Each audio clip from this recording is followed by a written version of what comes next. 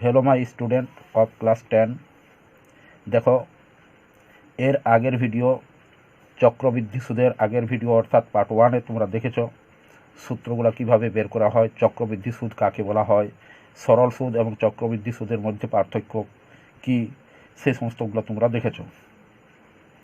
এখন আমরা কোষে দেখি 6-1 চলে আসছি অর্থাৎ চক্রবৃদ্ধি সুদের অঙ্কগুলো। প্রথম নাম্বার অঙ্কেতে রয়েছে, দেখো আমার কাছে 5000 টাকা আছে, আমি ওই টাকা একটি ব্যাংকের বার্ষিক 8.5% চক্রবৃদ্ধি সুদের হারে জমা রাখলাম। 2 বছরের শেষে সুদে আসলে মোট কত টাকা পাবো হিসাব করে লিখি। এখানে সুদে আসলে বলা হয়েছে, অর্থাৎ সুদে আসলে হলেই অ্যামাউন্ট হয়, অর্থাৎ এ দিয়ে আমরা সূত্রটা ব্যবহার করে থাকি। তাহলে এখানে রয়েছে 500 টাকা আসল অর্থাৎ পি, এখানে সুদের হার আর রয়েছে 8.5 এবং সময় এন, সুদ মানে চক্রবৃদ্ধি সুদের ক্ষেত্রে সময়টা এন ধরা হয়, অর্থাৎ এখানে সময় এন ইকুয়াল টু রয়েছে 2 বছর। তাহলে অঙ্কটা কিভাবে করব সেটা এবার তোমরা দেখো। দেখো এখানে 1 নম্বর অর্থাৎ 1 দাগের অঙ্কটাতে রয়েছে আসল পি ইকুয়াল টু 5000 টাকা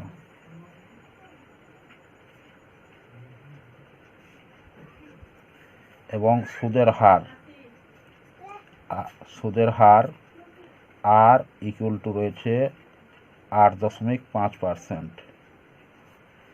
এবং সময়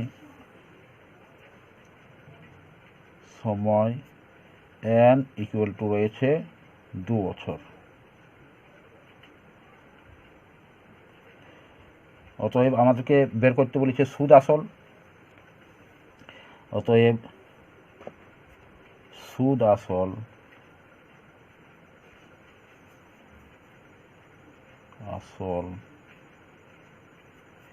এ ইকুয়াল টু আমাদের সূত্রটা কি বটে, তাহলে এখানে সূত্রটা প্রয়োগ হবে, এখানে P into 1 plus r by 100 into n equal to, এখানে পি সমান কত রয়েছে 5000, তাহলে এখানে হবে 5000 গুণিত এখানে রয়েছে 1 প্লাস 8.5% রয়েছে বাই 100। দেখো যখনই আর থাকবে আর এর অপোজিট সাইডে এক্স হবে, কারণ আর হচ্ছে পার্সেন্টেজ, অর্থাৎ পার্সেন্টেজ মানে শতকরা, তাহলে সেই জন্য 100টা নিচে থাকে।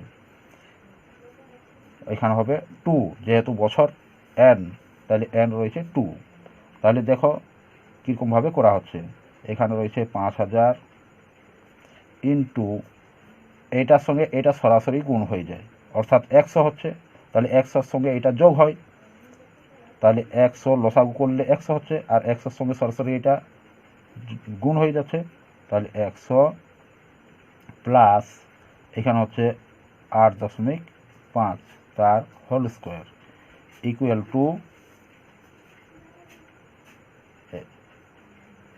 5000 ইন্টু এইটার সঙ্গে এইটার যোগ করলে হয় 108.5 হবে, তাহলে 108.5কে আমরা দুবার লিখব, তাহলে 108.5 বাই 100 ইন্টু 108.5 বাই 100।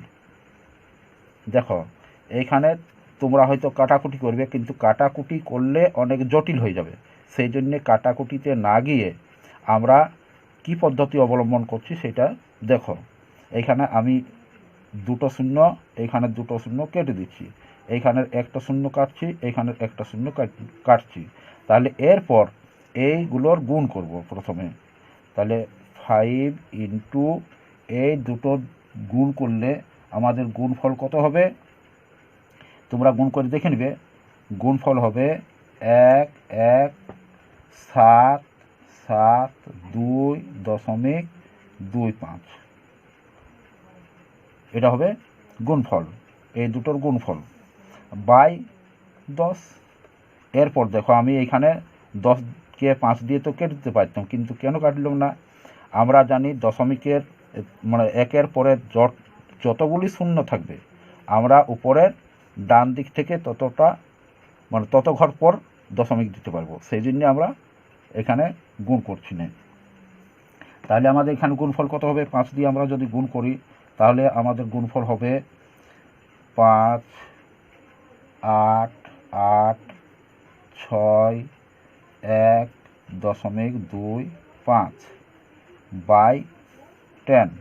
তাহলে এখানে দেখো দশমিক দুটোর পর দশমিক রয়েছে, আবার এখানে যদি আছে সেইটাকে আমরা দশমিক বসাই তাহলে কি হবে? তখন আমাদের হবে আরেক ঘর এদিকে সরে যাবে, অর্থাৎ একের পরে দশমিক চলে আসবে। তাহলে এখানে লিখব 886.125 এটা হবে।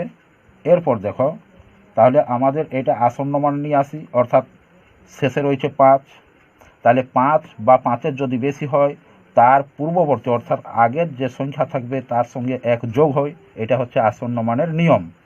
তাহলে এখানে আসন্ন মান হচ্ছে আমার 2 রয়েছে, তাহলে 2টা আমাদের হয়ে যাবে 3। কী জন্য বললাম? এখানে বলা হলো যে যদি 5 বা 5-এর উপর থাকে অর্থাৎ 6 7 8 9 এগুলো যদি থাকে তাহলে তার পূর্ববর্তী সংখ্যার সঙ্গে 1 যোগ হয়, তাহলে এখানে হবে আমাদের 886.13 এই এত টাকা আমাদের সুদ আসল হবে। অতএব 2 বছর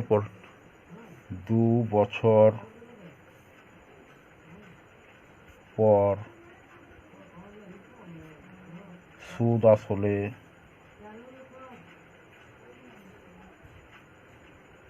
আসলে পাওয়া যাবে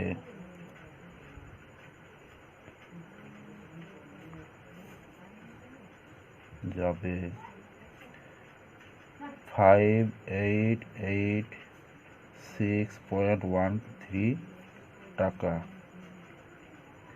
এটা হবে অ্যান্সার, অর্থাৎ 5,886.13 টাকা পাওয়া যাবে, এটাই অ্যান্সার। এরপর 2-এর দাগেরটা দেখো। 2-এর দাগে বলা হয়েছে যে 5,000 টাকা বার্ষিক 8% চক্রবৃদ্ধি সুদের হারের 3 বছরের সমূল চক্রবৃদ্ধি কত হবে? অর্থাৎ সমূল চক্রবৃদ্ধির অর্থই হচ্ছে সুদ এবং আসল। চক্রবৃদ্ধি সুদ প্লাস আসল দুটো নিয়ে বলা হয় সমূল চক্রবৃদ্ধি। এখানে ছিল সুদ এবং আসল ছিল, তাহলে এখানে সুদ আসল না বলে এখন সমূল চক্রবৃদ্ধি বলা হয়েছে। তাহলে অঙ্কটা কিভাবে সলভ হবে সেটা দেখো। 2-এর দাগে রয়েছে আসল P = 5,000 টাকা,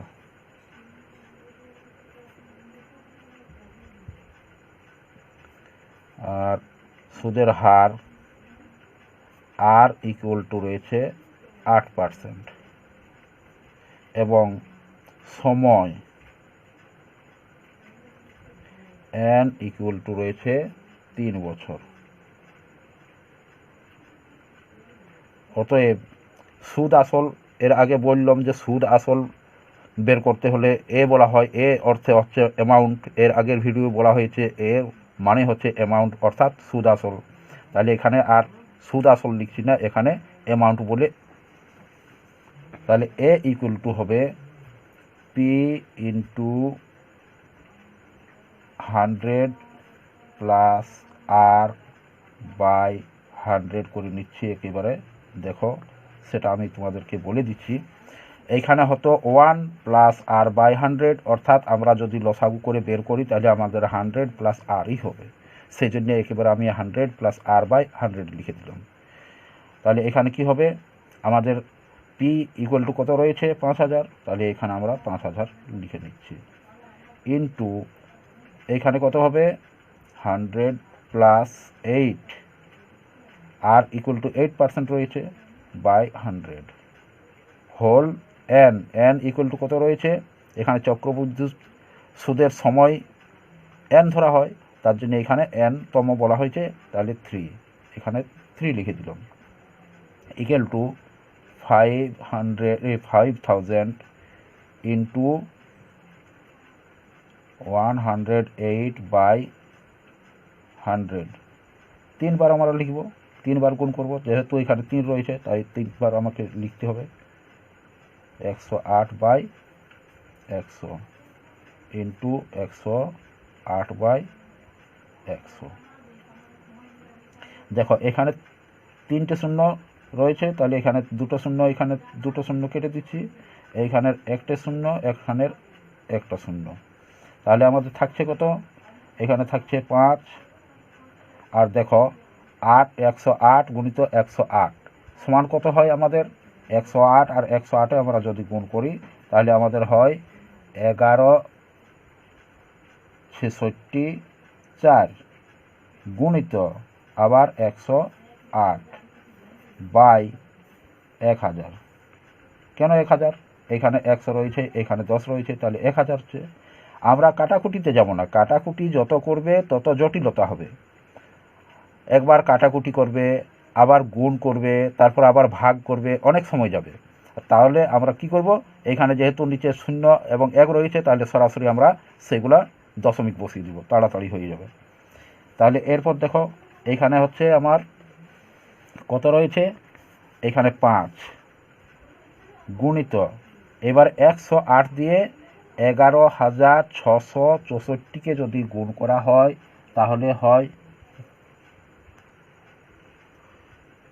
তাহলে এই 11,664 সঙ্গে যদি 108-এর গুণ করা হয় তাহলে হবে 1, তোমরা গুণটা করে নিবে, 2, 5, 9, 7, 1, 2 বাই 1000। আমি ভেঙে ভেঙে দেখাচ্ছি, পরবর্তী ক্ষেত্রে আমি সরাসরি করে দেবো। তাহলে এর সঙ্গে এটা যদি গুণ করা হয় তাহলে আমাদের গুণফল কত দাঁড়াবে? আমরা গুণফল পাবো এখানে 6, 2, 9, 8, 5, 6, 0 বাই 1000। তাহলে 1000 দিয়ে আমরা যদি এরপর ভাগ করি, অর্থাৎ আমাদের 1 রয়েছে, তাহলে 1, 2, 3, 3টে শূন্য রয়েছে, তাহলে 3টে শূন্য এইখান থেকে 3 ঘর আমরা বাঁ দিকে সরিয়ে দশমিক দিয়ে দেবো। তাহলে আর আমাদের কোনো কাটাকুটির প্রয়োজন হচ্ছে না এবং কোনো জটিলতাও আসছে না, তাহলে কত তাড়াতাড়ি হয়ে যাচ্ছে। সেই জন্য এখানে আমি লিখে দিচ্ছি 6, 2, 9, 8, 0.56। যেহেতু এখানে দশমিকের পরে 1, 2, 3 আর তারপরে একটা সংখ্যা হচ্ছে, তাহলে 3টে সংখ্যা হয়ে যাচ্ছে, অর্থাৎ এখানে শূন্যটার কোনো দাম থাকছে না, সেই জন্যে এখানে এইটা লিখে দিলাম। তাহলে এত টাকা হবে সমূল চক্রবৃদ্ধি। অতএব 3 বছরে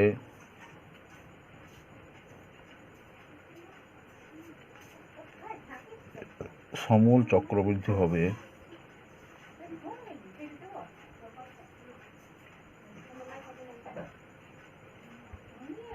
চক্রবৃদ্ধি